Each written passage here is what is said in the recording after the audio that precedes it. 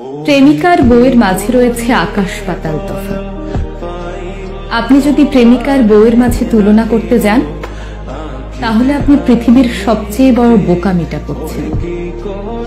আপনার বউ আপনার জন্য রোজ রান্না করবে, তাই প্রেমিকা থাকাকালীন তার রান্নার স্বাদের সঙ্গে বর্তমান রান্নার স্বাদের তুলনা করা হবে বোকামি।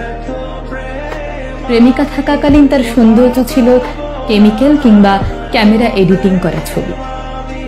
এখন রোজ রোজ যে প্রাকৃতিক মুখটা দেখছেন, এটাই আসল।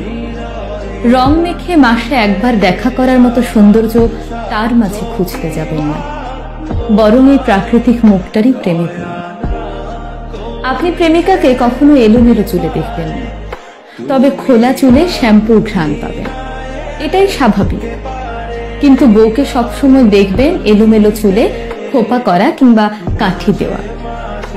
পারলে খোপাতে একটা গোলাপ কিংবা কাঠগোলাপ এনে দিতে দিন, মেয়েটা বড্ড খুশি হবে, আবার নতুন করে আপনার প্রেমে পড়বে।